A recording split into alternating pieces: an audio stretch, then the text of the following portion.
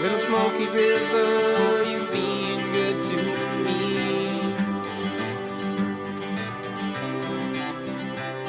From every fallen timber, be a strong standing tree. Hey, how's it going, everybody? It's Dusty Tucker. This video, I have it's more so going to be a talking video, but I just wanted to, first of all, thank you guys for the 1,000 subscribers. Amazing. Really appreciate it. Wasn't expecting 1,000 ever, actually. Even when I first started the channel, it was more of a hobby to me, and it still kind of is more of a hobby to me than it is anything else, really. So I just kind of do videos on the fly. I don't really have a prepared list on the things I'd like to talk about, except for this one. I have written down what I want to talk about for once, which I never do. So this one's not going to be the typical Dusty Tucker videos where I do like a loading thing or showing you how to do stuff or whatever. This one's going to be a little bit different. I just want to talk about Canadian EDC, and I know that lots of people in the US kind of curious to what Canadians like to carry for everyday, everyday carry stuff. It can be anything from tools to equipment or whatever. So I kind of want to show you guys what I carry every day. I feel naked without it. So yeah, this was my go-to knife for the longest time. I call it Cricket, whatever, CRKT, M20. This is an M21, or sorry, what is it, M2F04G? I don't know what the model is, but it's a whatever assist. It's got the thumb assist on it. It's got the safety catch or whatever. This thing is broken. I've had it for 2 years, and I have fixed this thing a bunch of times. There's a few videos, if you go back far enough, you can find where I fixed the main pin on it. There was no screw there. It fell on my tile floor from my pocket. It just fell onto the tile and it snapped the head of the screw off. So I then took it apart and I welded it on the other side, and then I just ground it flush. You can see where the glue is there. And then I had to take a little bit of material off the inside of this polymer grip or plastic grip so it would fit the weld bead. Glued it back on, and it worked for another few months, and then it broke again. The spring clip is walking its way out. It's kind of broken there, and then these pieces broke a few months after, these back pins, so I had to tack weld them in place. And then finally this piece, this little screw, this stopper, broke off, and after that I just said, all right, I fixed this thing enough. I'm done with it. I retired it. Before I throw it away, I just wanted to show you guys. This thing has been through hell and back with me. If I had to rate this thing, I would probably give it 3 stars out of 5. Not the best knife I've had, definitely not the worst, but this thing is kind of, I do use, when I use my knives, I use them. I don't just open boxes or envelopes and stuff with them. I actually use this one. I use this one in the woods to split wood. I made a rubber mallet and I was splitting wood with it. I did a lot of vigorous construction and did a lot of stuff with this knife, and I haven't been using it now for a few months. I don't know if I would call this an upgrade or a downgrade, but I don't use that anymore. What I use now is this Kershaw that I actually found at a gun show, a gun and collector show. What is this one? This is the 3890 Scrambler, I think it is. It's an older model. It was sitting there in the bin. This guy was a knife collector, and it was a used knife when I bought it, but it was in really good shape. There was hardly any scuffing on it. I've been using it pretty aggressively for the past 3 months. This sucker is got a nice big long metal construction spring that you can see there, and the whole thing is metal framed, stainless, everything. I really like it. The only part that's plastic is the little piece of grip here and the little back stopper on the back. That's it. That's all. Actually, that might not even be plastic. I think that's metal too. But I just liked it because the design was simple. It had a hand guard which I need when it comes to a knife. I have a few scars because I bought cheap knives without handguards. Handguard is a must for me. It's got I don't like serrated blades. I despise serrated blades. I don't like them. Why I bought this one was because I saw only that it had 3 screws versus, well, you can see how many screws this sucker has. There's 3, 4, 5, 6, 7. So yeah, and then what I like about it is there is more screws on this side, but you have to take off this to get to those, so they're technically being kept in place by that handle. I don't know, something shouted it out to me that I should buy this knife, and I've had it ever since. I think I've had it for 4 or 5 months now, and I've been using it pretty, like, I use it every day. And it's got a nice spring assist on it. Yeah, it's an older knife, but I'm not a knife reviewer by any means, but I do like this one. That's the it's discontinued now, of course. You can't get them anymore. But yeah, it's the Scrambler 3.5-inch blade. I really like it. That's my main go-to, what I have now. So this guy is gone. I'm gonna throw him out after this video. He's done. Another one that I like to carry is this little Gerber, if I can get it out here. This little guy.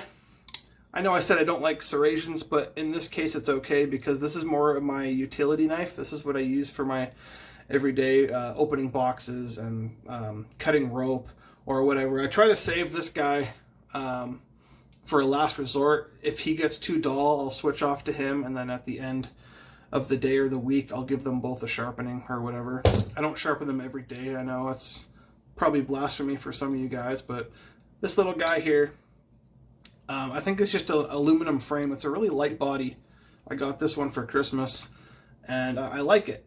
I'm usually not a fan of the serrations, but I actually do like this knife. I just wish it had a better guard on it. It's kind of like this guy here. It's got a nice big beaver tail on it. That's what I'm going to call it. I don't care what it's called, but it just makes me feel safe when I'm using it aggressively. So those are the 2 knives that I usually carry with me, depending on what jeans or pants I'm wearing. If I'm wearing regular jeans, I'll just bring this knife. But if I'm wearing my my Wranglers or whatever, I have multiple pockets on this thing. I'll carry both. Another thing that I like to carry is flashlights. This is just, I don't go all out on my flashlights. I lose them way too often and they break or whatever. I like the slim, like sleek pen style ones that don't bulge out of your pockets. Or like at work, I have a sweater that has a sleeve in it, and this fits in the pen holder in the sleeve. I'll have my pen here and my flashlight there, and it's nothing crazy. It's just a 2 AAA battery. It's called a Dorsey or something like that. It's nothing fancy. I got it from Mark's Work Warehouse. It was on sale. Just very simple, 1 setting only flashlight. No adjusting the cant of the light. That's all it is a one meal deal for that guy. Another one I like to carry is it's a security whatever model that you can just get from Walmart. It's a brighter light, and you can actually focus, and it has a few different settings. It's got a light mode, and then it's got a pulse mode, and a bright mode, and a dim mode. So it's got the 3 settings. Sometimes I don't like to bring this with me because it'll unscrew in my pocket. Sometimes this will unscrew and this piece separates in my pocket. I like very simple. That's why I almost prefer this guy, because nothing comes apart on it. It stays together. The only thing I hate about it is I wish that the button was recessed below the frame housing here, because sometimes it'll be on in my pocket and then the batteries are dead. So that's one thing that sucks about that. This one, it's kind of the same deal. Sometimes it goes on in my pocket. I would rather have a light where the walls are higher than the button, so you actually have to push in to set it off, so it doesn't just accidentally go off. If you're crawling around in the warehouse, shuffling around and stuff, sometimes it'll go on, and then when you want to go to use it, oh, it's still on and it's almost dead. So, but I do want to upgrade in the future. I do want to get like one of those skinny, slim O lights that you can get. Another thing that I always carry and feel naked without now is my Leatherman Charge. Absolutely love the Leatherman Charge. It's got scissors, it's got screwdrivers, it's got a saw blade, it's got a file, it has a knife, just a whatever 3.5-inch knife there. It's got a saw blade, which I've actually used quite a bit. It's a very aggressive saw. Like, I like it a lot, actually. What I really like about what sells me about this guy is this thing on the side here. It has a little screwdriver bit, and in the sheath, it has multiple bits in it. Now this, you can pull them out, and they have 2 sides each. So altogether, you have 20 bits, which is pretty sweet. I use that thing. This thing will save me trips when I'm working back to the van, because shoot, I didn't bring a flat screwdriver, or I didn't bring this, or I didn't bring that. It saves me multiple trips going back and forth, and even on a daily basis, I've helped friends and stuff. I wish I had a screwdriver. I could give this a tighten right now while I'm sitting here, and I just pull this out, and they're always like, "Of course you got it." Well, get one yourself too. Then you won't feel so bad.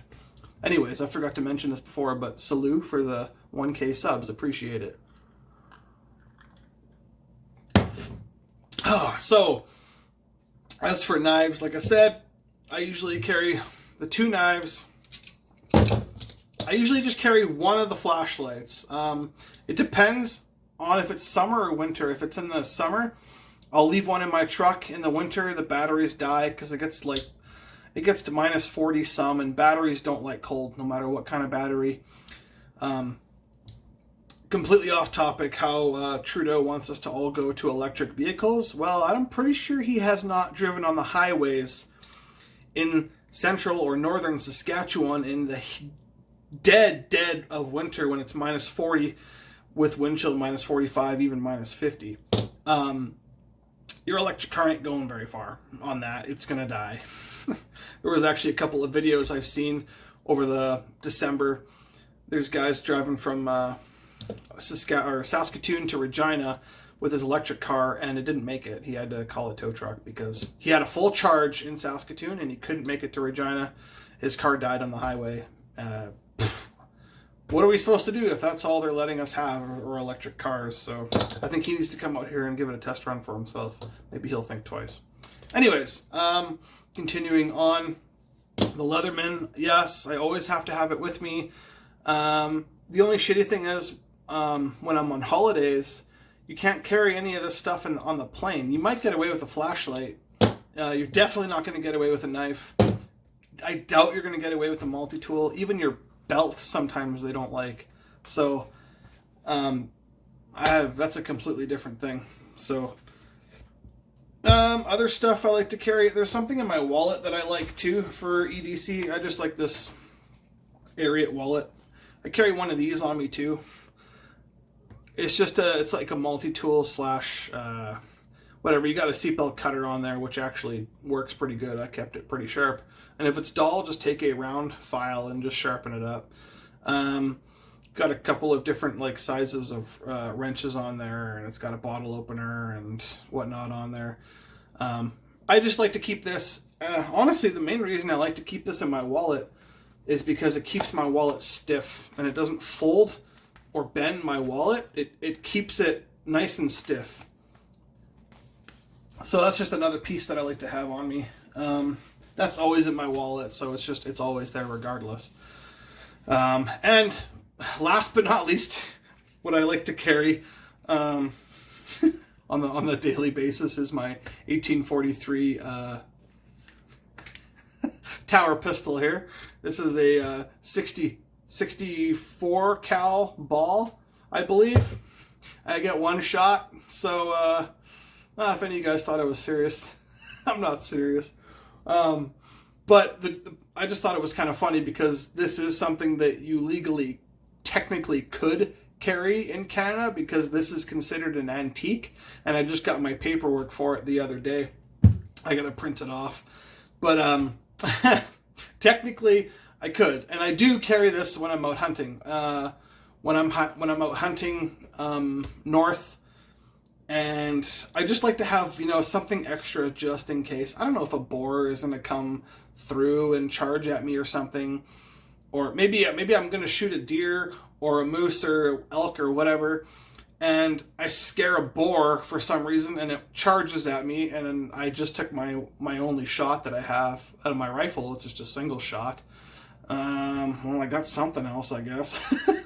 You can load. The beauty with this is that you can load it up with buckshot or just a giant round ball because it's a smoothbore. It's only good for maybe 30 yards if you're lucky. It shoots stupid high with a round ball. Like we're talking a foot or more high at 20 yards. So you really got to aim at the belly of the beast, literally, with this thing. No, I'm joking. I don't carry this on a daily basis, but it's kind of a gray area in the Canada area here. We can't. It's an antique. It's not technically a firearm, right? It's not considered a firearm in the government's eyes, and you could, but you don't want to risk it at the same time because you're going to ruin it for everybody else, for one, and two, you might just get it taken away anyways, right? Even though I live in a very high crime town of Saskatchewan, and having something, even anything, like even just in my truck or something would be nice, because there's people that get threatened and stabbed almost every month here, it seems. So some kind of protection like this would be better than nothing, I guess. And half the time they have a cut down 22 or a cut down 410 or something. But all you have is this, right? How Canada works is castle law, something that we need to redo, because it's not the 1600s anymore. You can defend yourself with equal or less, and there's the big gray areas in that too. Anyways, so I just thought that was kind of funny. So another couple of things I want to talk about are truck kits. So stuff that you can't carry on your person all the time, you can carry in your truck. So it depends on what I'm doing, but we'll talk about EDC, like everyday carry type things that I don't carry, but I put in my truck. So some of the things I like to keep in my truck is a tow rope.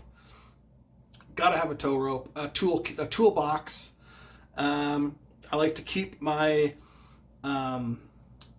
my special lug nut tool, because I have a certain pattern that I need to take off my tires. I like to keep that in my truck because if you have a flat tire on the highway and you don't have that bit, how are you going to remove your tires? You're screwed.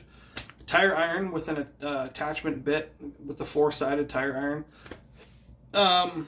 Tow rope. I don't know if I said that already. I probably did.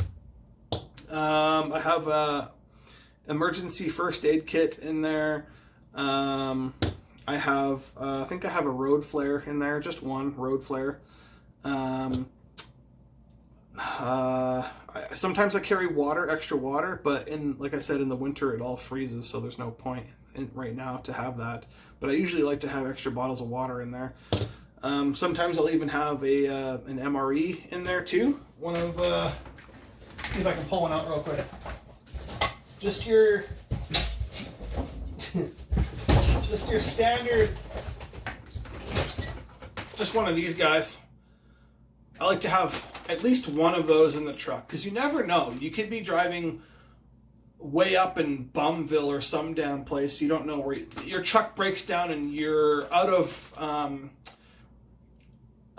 cell range. You got no service or whatever, and this will get you by an extra day, really. I know it's only one meal, but you could ration this out for a day if you had to. So I like to keep one of those in my truck. Battery cable, booster cables. I have I don't know what it's called. It's like something you plug in your cigarette lighter that you can have regular outlet jacks in to like charge your phone or charge your radios or whatever. I have one of those. there's probably ratchet straps. If you drive a truck and you do not have ratchet straps in your truck, you need to give your head a shake and other things as well, because I don't know how many people. I used to deliver furniture for a living, and people would pick up appliances like fridges and couches and stoves and washers and dryers, and they put it in the back of their truck, and they, do you have any tie downs? It's like, dude, it's your truck. Where's your tie downs, right? I can't believe you don't have tie downs. So you'd be surprised the amount of baler twine we use for people's appliances that they're going to drive, I don't know, 50 kilometers or more out into the wilderness with their fridges and stoves that have a piece of baler twine, because you have a $70,000 truck and you got no tie downs. What the hell is wrong with you?